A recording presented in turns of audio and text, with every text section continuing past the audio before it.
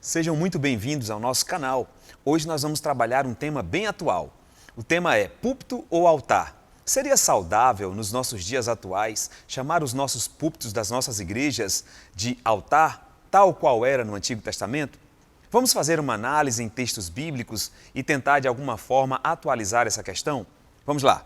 Gênesis capítulo de número 8, versículo de número 20, o texto diz: E edificou Noé um altar ao Senhor, e tomou de todo animal limpo e toda ave limpa e ofereceu em holocausto ao Senhor. A ideia do altar na Bíblia é uma ideia bem antiga. E sempre que se edifica um altar, está se estabelecendo ou buscando estabelecer um elo de aliança por meio da adoração com o Deus que criou todas as coisas. Noé faz isso exatamente quando desce do livramento de Deus das águas do dilúvio e, tendo descido da arca, ele oferece um sacrifício sobre um altar. Em Gênesis 12, 7 a 8, diz-nos a palavra: Apareceu o Senhor Deus a Abraão e disse: A tua descendência darei esta terra.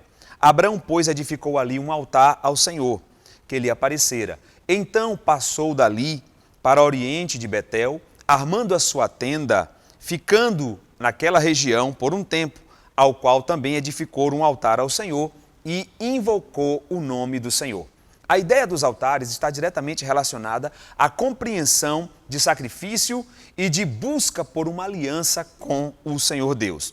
Na construção do tabernáculo, já no processo do êxodo, da saída do Egito em direção à terra prometida, Deus, ao estabelecer um ambiente litúrgico de adoração ao nome do Senhor, a primeira descrição que Deus vai dar a Moisés é que ele edifique um altar. E esse altar, Deus vai dar as medidas, o protótipo do mesmo. Deus vai dizer: farás também um altar de madeira, em Êxodo 27, 1 e 2. De 5 côvados será o seu comprimento, de 5 côvados será a sua largura, o altar será quadrado, e de 3 côvados será a sua altura. E farás as suas pontas e os seus 4 cantos, e as pontas formarão uma peça só com o altar, e cobrirás de bronze.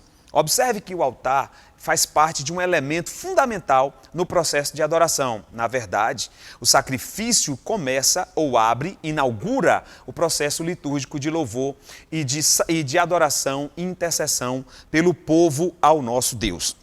Observe que em Êxodo capítulo 17, versículo 5, Moisés também edifica um altar e chama o nome desse altar de Jeová Nissi. É interessante demais perceber a ideia na concepção do Antigo Testamento em que a adoração está diretamente atrelado ao altar. Você deve se lembrar de Levíticos capítulo 6, versículo 12, quando o texto diz: o fogo arderá continuamente sobre o altar e não se apagará, e o sacerdote acenderá a lenha nele a cada manhã, e sobre ele porá a ordem do holocausto e queimará as gorduras pacíficas ao Senhor. Então a ideia do sacrifício sobre o altar está diretamente relacionada e denunciando esse elemento de adoração a Deus no Antigo Testamento. Será que essa é a mesma concepção no Novo Testamento? Será que essa é a mesma conjuntura? Será que podemos aplicar diretamente essa mesma dinâmica nos dias atuais da igreja, no período da graça? Observe o que diz Paulo acerca da dinâmica da adoração a Deus em 1 Coríntios capítulo 3, versículo 16. Não sabeis vós que sois templo de Deus e morada do Espírito Santo? Obviamente que nesse momento e nessa compreensão da graça, o apóstolo Paulo está dizendo que aquilo que era sacrifício externo, que aquilo que compreendia uma liturgia em adoração ao nome do Senhor, que era praticada de maneira externa, seja no período patriarcal com as oferendas nos altares, seja no processo de construção do tabernáculo, toda essa conjuntura agora transita para dentro de nós.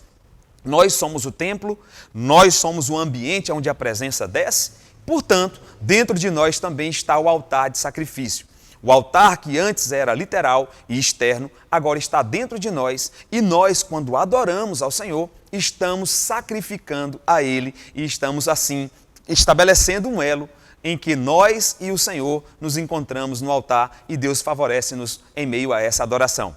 Então fica mais do que nunca inviável dizer que o púlpito da minha igreja é um altar tal qual era o altar no Antigo Testamento, nos processos de adoração a Deus entre os patriarcas e até mesmo na lei de Moisés. Fica essa reflexão para você.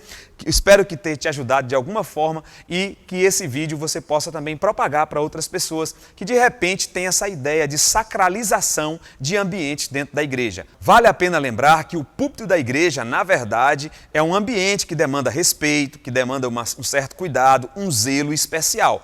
Mas nunca o púlpito da igreja deve ser tomado como o altar, como no Antigo Testamento, pois esse altar agora está dentro de nós. Essa é uma concepção de maturidade, essa é uma concepção indispensável no processo de adoração, na mentalidade do novo cristão da graça de Deus. Deus te abençoe, até o próximo vídeo. Divulga, compartilha, se inscreve no nosso canal, porque tem muita coisa boa vindo para nós aí. Um abraço!